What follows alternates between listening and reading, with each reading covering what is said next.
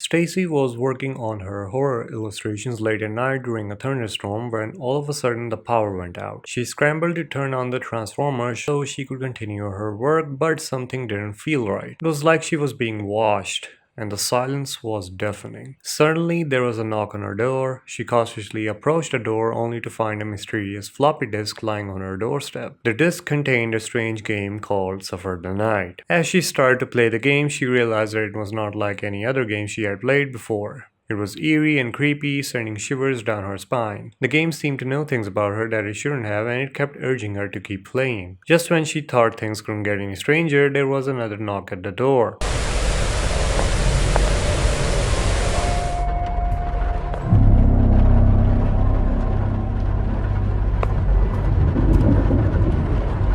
Hello?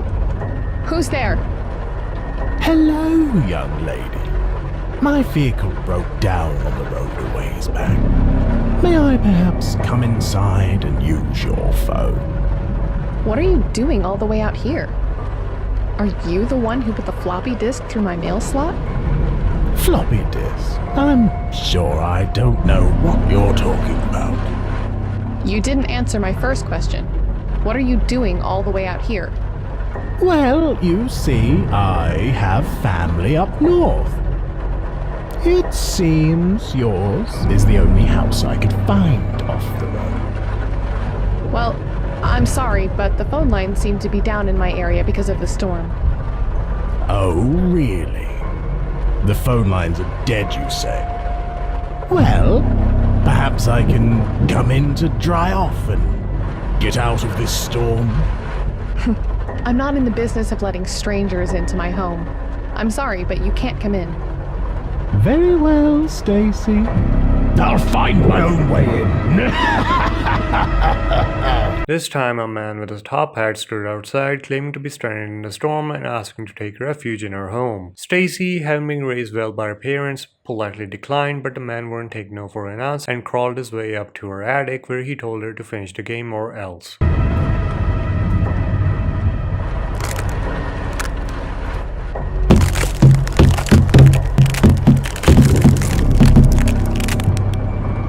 Stacey reluctantly continued the game, hoping that it would be over soon, but the man in a top hat had other plans.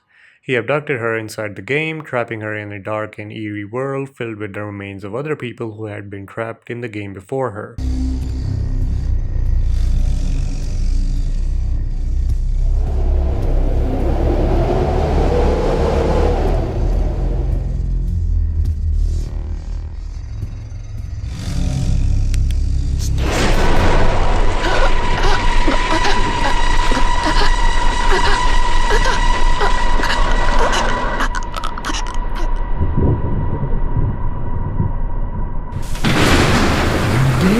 Is finished. Fear not, Stacey. Our story has just begun. You and I will create a new... She soon discovered that the game was not just a game, but a cursed creation. The developer had used a source code called the Leviathan to create the ultimate game, but something was not right about the code.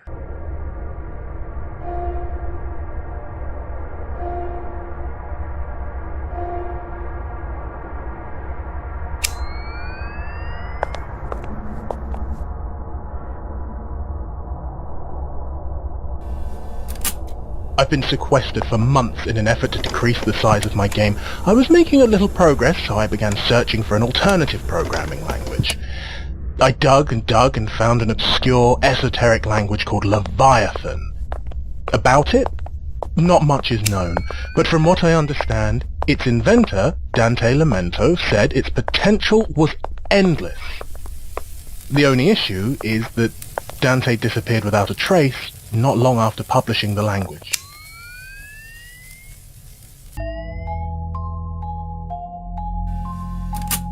I finally found a simple program written in Leviathan. When compiled, it prints out a message from Dante Lamento. For those who seek answers to questions unanswered, problems unsolved, and pleasures unknown, my gift to you, Leviathan, will give you your heart's desire. This application contains a complete library of syntax that may be used once I have access to the source code. I feel a door has been opened to endless possibilities. I have successfully reverse engineered the Leviathan program's code. After several weeks of labour, although the actual code is straightforward, the framework is infinitely expandable. The original language is written in Old Latin, which took some time to figure out. Strangely enough, several of these functions nearly seem to have been written like an incantation or a spell. Of course, these are only tools that I can modify to suit my own requirements. Leviathan is proving to be the solution to all of my problems. I'm programming at an exponential rate. Sometimes, when I'm working, it's almost as if my hands are possessed and are writing the code before I even think of it. My senses are heightened and I feel a rush of euphoria. I've never felt anything quite like it. I've begun writing a library of functions for the game. This library will appear as a book inside the game. The game's rules will be governed by this book, which will contain all of Leviathan's power. This will serve as the game's MacGuffin. In order to finish the game, the player will need to acquire this book and its power.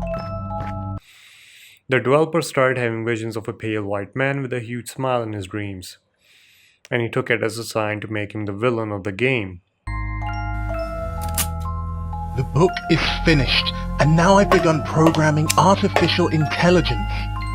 In a dream, I had a thought, or should I say a vision, of a bizarre pale man wearing a tall hat and having a face that was stretched in the most unnatural ways. It just stared at me with this horrific look on its face. When I woke, I knew this image was perfect for my antagonist. I have dubbed him Mr. Tops.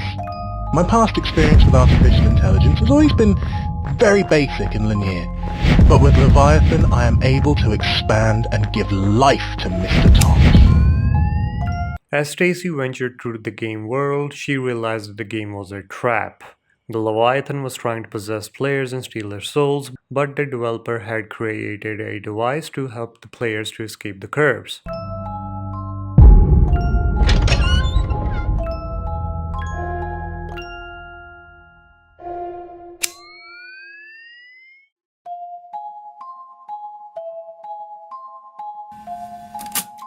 I can feel reality shifting around me.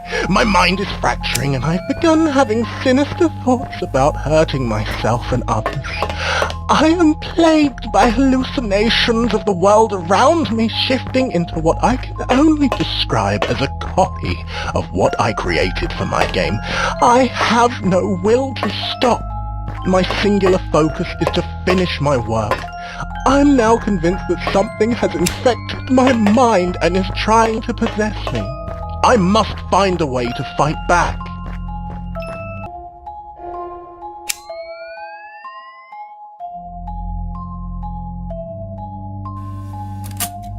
I now know what's happening to me. The Pale Man and I are one and the same, a twisted and demented version of myself created by Leviathan. I find myself being pulled more and more into the alternate reality of the game. There's no way to stop myself from gradually turning into my creation. I am a prisoner in my own mind and slowly am being driven to madness. But there is a silver lining to this. Mr. Tops and I share the same mind and I now know his plan. He intends to use this game to collect souls for Leviathan. The more he collects, the more powerful he will become.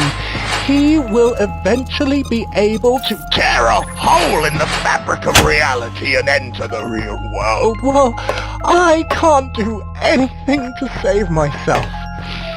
Perhaps I can code a tool or a weapon that will help the people who get trapped in this game.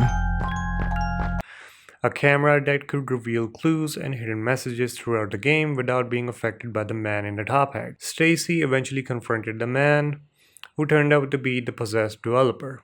She defeated him, destroying the Leviathan source code hidden within the game, but there were two possible endings to the game depending on how much she had explored. If she managed to find all the tarot cards hidden throughout the game, she would open a door that led to the original developer. He told her that she had to destroy the entire code of the game in order to truly escape, which she did. She freed herself and broke the floppy disk containing the game, finally putting an end to the curse.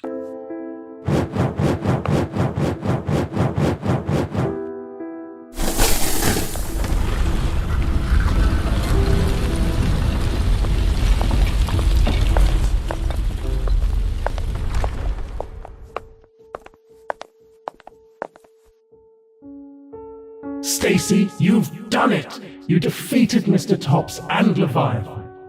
Who are you? How do you know my name? I'm the original developer of this game and its first victim. My flesh was twisted into the grotesque form you see before you. I'm nothing more than a battery that powers Mr. Tops' projection in the game and the real world. I killed that bastard with his own dagger. There's nothing left of him. You're free. We all are. Unfortunately, when you signed the book and were pulled into this world, a barrier was broken in your mind. A small seed was planted by Mr. Tops. And while he was not able to fully enact his plan, that seed will continue to grow until you are like me and he is reborn. Are you saying there's no way to stop him and that all this was for nothing and I'm screwed either way? There is one option. Below me is the last remaining source code for the game. If you were to destroy it, all remaining references to Leviathan and Mr. Tops would be removed, effectively erasing everything. What about you and I? What would happen to us? My physical body in the real world was destroyed. All that remains of me is here in this game, so I too would be erased from existence. Your body still exists outside the game. Maybe you'll just wake up and everything will seem like a bad dream. But there is also the possibility that your mind could be erased as well. Your body would survive, but you wouldn't. The choice is yours, Stacey.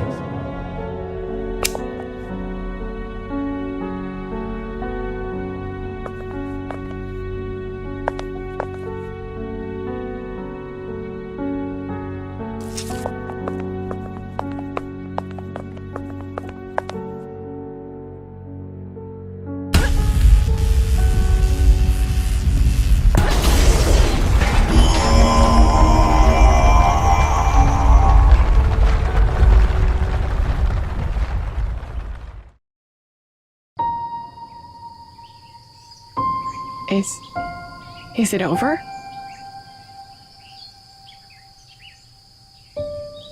I can't believe it worked. I'm home. And I'm still me.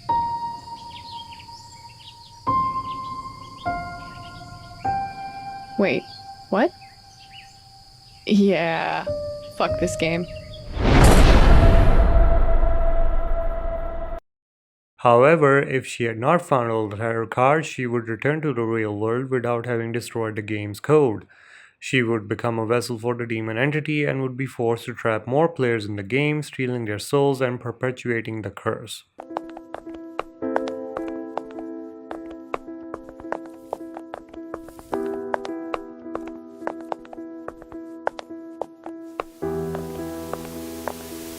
That looks like my bedroom. This must be how he was planning on going back to my world after he took my body. Well, here goes nothing.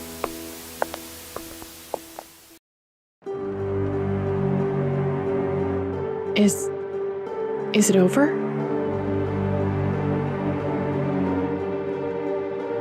I can't believe it worked. I'm alive and home. I guess it's all over. Wait, something doesn't feel right. What's happening to me? No. No.